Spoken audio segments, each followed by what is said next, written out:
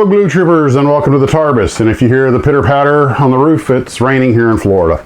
By the way, I got up about 4:20 this morning to do my day's flying, got back here, a ton of things to do when I got home, but I was so beat that I actually fell asleep earlier while downloading pictures for the viewers build. So I was trying to reply to everybody, someone, got them or whatever. So if you got an acknowledgement email from me that I got your pictures and it seems a little incoherent, it's because at the time I wrote it, I was a little incoherent.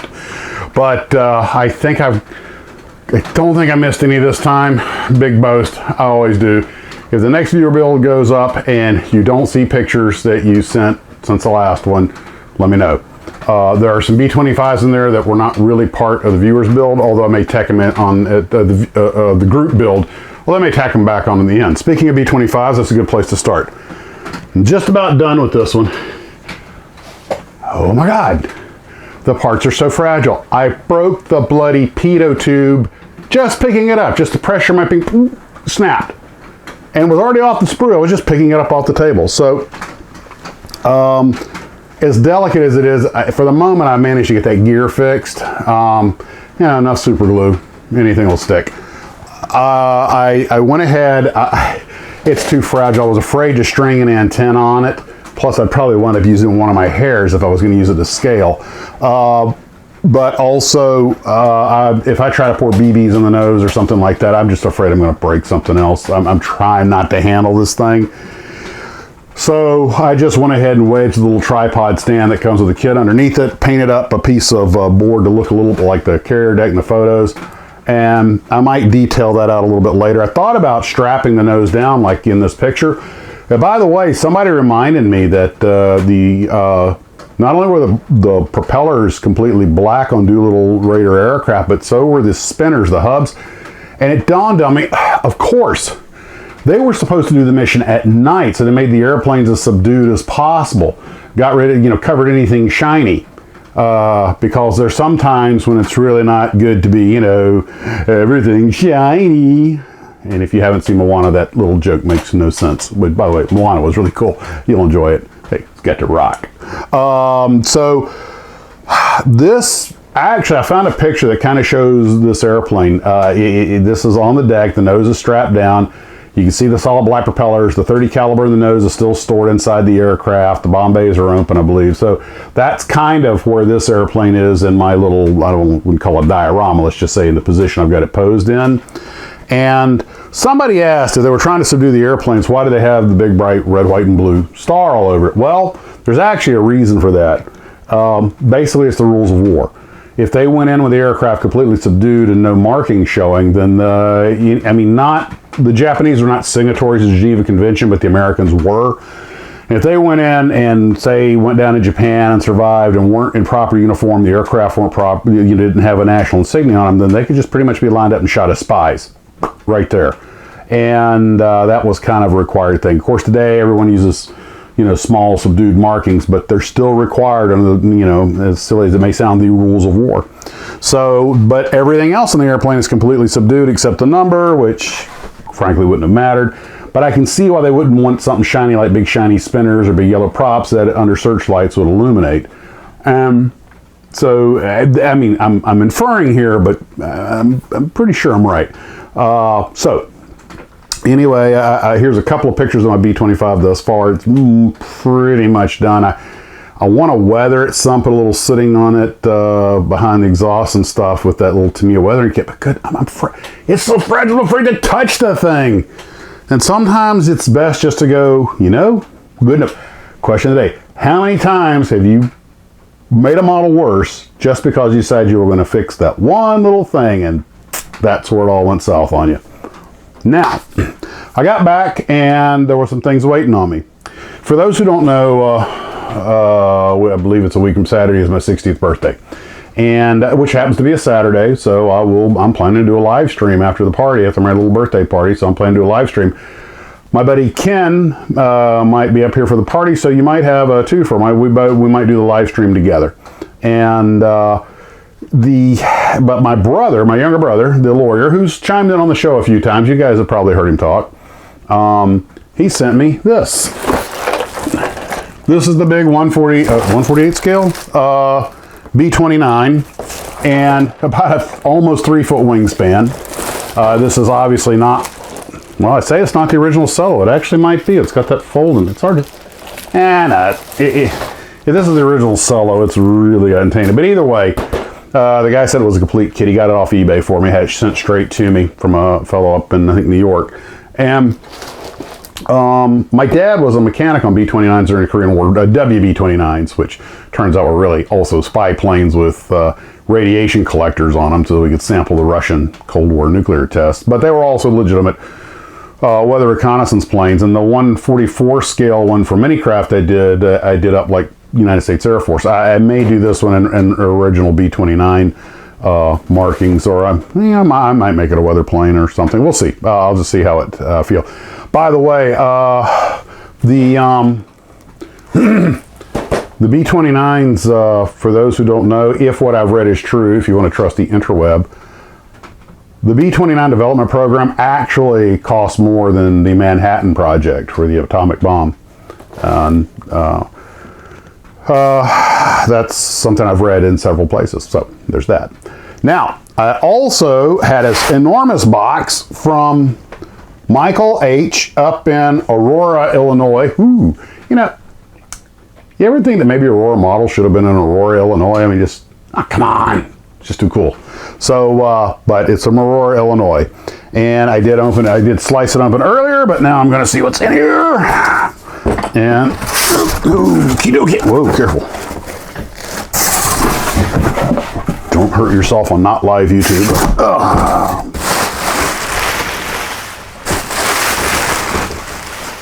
Whoa, okay, first the note.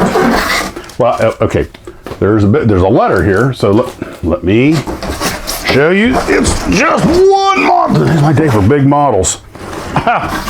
A 1/32nd scale B-25. I have no idea where I'm going to put these. Oh, wow. And different model. This is a J model. You see the turret's up forward, and it's got the tail gunner's bubble. Whereas that one from Accurate Miniatures 148 scale is a CD model with the aft turret and no tail gunner because it had that barbette in the belly, the one that the Doolittle Raiders had removed. I am B-25 rich. Wow, 1/32nd scale. This is all, well, here it is, 634 millimeter wingspan. Wow, okay, we just got to take a quick look at this. Ooh, nicely packed. Okay, how does that open? Just dump it all over the floor, Max. There we go. Here we go. That opens. Whoa. Nice instruction book. Well, there's the fuselage halves. That kind of answers that question. This is, wow. And this is from HK Models. Well, I've never built an HK model, so I look forward to this very much. Looks like it's got a couple of different noses on it, or maybe it's just the one, I'm not sure. There's so much stuff, and it's very detailed. At this scale, this model might be something to make a diorama out of with all this detail. It's kind of a shame to let it go to waste. This is kind of reminiscent of the Felixstowe of wingnut wings with the level of detail, from what I can see.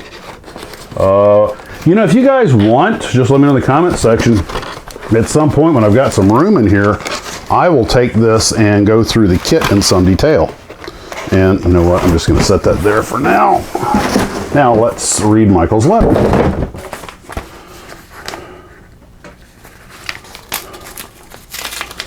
I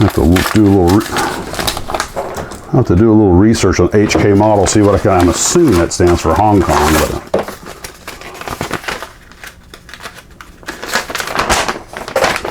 hear ye, hear ye. Max, this is a little thank you for all your work at Max's Models. Well, thank you very much. Your YouTube site is the best escape from the stresses of life. That's what I'm here for. At first I thought it could be a prize for the best voted B-25 build, but as you said, it's all about the fun. So the HK B-25 is yours to do with as you wish. But with this, I also have to pass on the curse. It's big and you will have to find a space for it. Model on, Michael. It's funny you should mention that, okay, Michael, because when I got this from my brother, I called him and I said, thanks for the gift, but I don't know where I'm going to put it. He goes, yeah, I know. That's why I gave it to you. It's like, I want to watch you go mad trying to find space for it and trying to let your wife put it someplace. So, he's a lawyer, remember?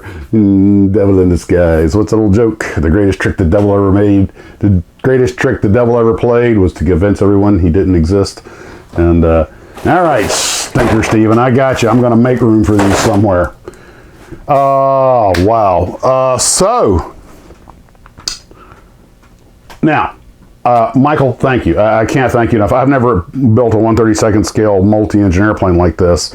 Say what? So the funny thing is, you guys may recall I actually have an RC B-25 that I haven't flown in a while. And of course, you just screwed it together. It was and it's actually a pretty good flying airplane. So that actually means I have 4 B-25s. Well, Michael, thanks. I appreciate it very much. I want to thank my brother Steven also for the B-29. Guys, I know these are lavish gifts, and I'm grateful. Speaking of other modeling things, I got a little bit of work in the MMU done, just fitting a few things.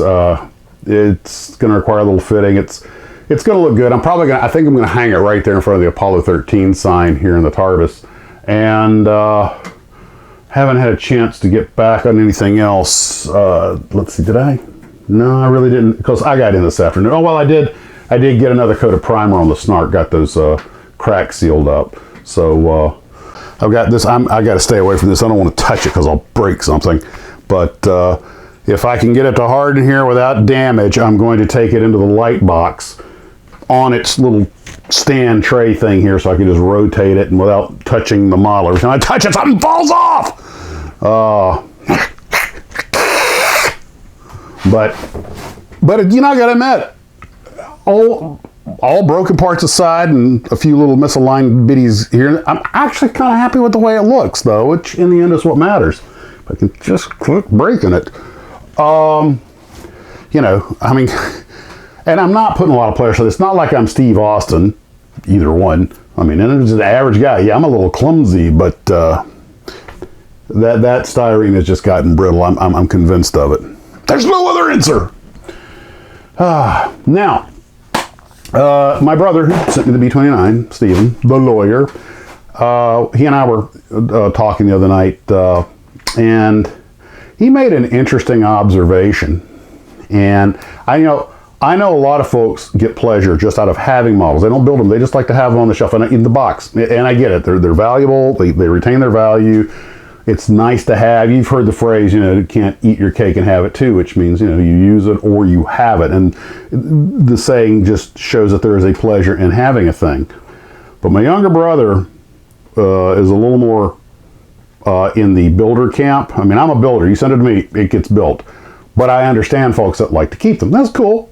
Like I say, there's joy to be had in that. And as long as you're deriving joy from your models, that's what matters.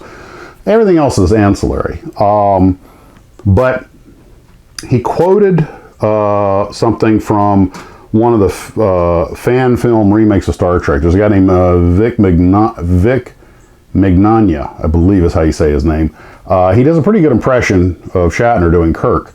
And he's a well-to-do individual who was able to make a season or two of the original Star Trek with all volunteer cast, but they've actually had some real actors in it. And they had an episode with John Delancey, who played Q in there, and the guy who's playing Scotty is actually Jimmy Doohan's son. And they did an episode where Kirk gives a speech, and to John Delancey, who plays this character. He's not playing Q in this one, but he's playing the leader of a planet. And he makes a comment, "A ship in port is safe, but that is not what ships are for." And my brother just said that a model in a box is safe, but that's not what models are for. Now, this is where his logic and mine take a slight divergence. I completely understand what he says, and for myself, I agree with him. But although models are made to be built, their underlying purpose is to bring you pleasure and bring you joy. And however they do that, whether it's wedging firecrackers in them, blowing up, putting parts on backwards, or just sitting on the shelf and admiring the box art, whatever. As long as you're getting joy out of your models, they've done their job. If you're going to buy a model, the idea behind buying a hobby product is to enjoy it. And however you find that joy, that's fine. And don't ever let anybody tell you otherwise. Well, they can tell you, but don't listen. And so I hope you guys are having a wonderful evening. I hope you're enjoying your models, whether you're building them, admiring them, or playing with them.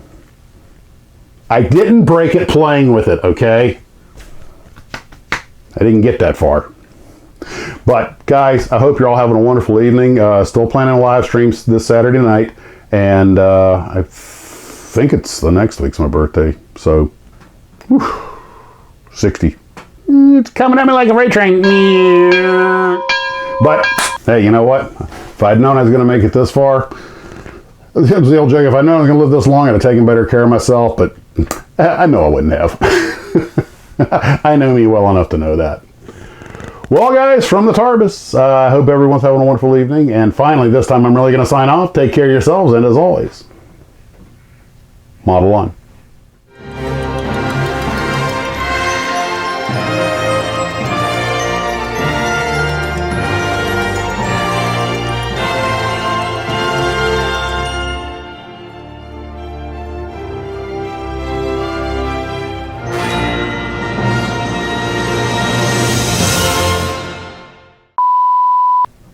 Of course I build my models. This is the way. Did I forget something? I took pictures so I wouldn't forget. Well, turn on, phone. Dadgummit. Technology. Do do do do do do do do do do. Welcome to Jacksonville. Alright, and that's a wrap. Let's see if I can close this box without breaking something.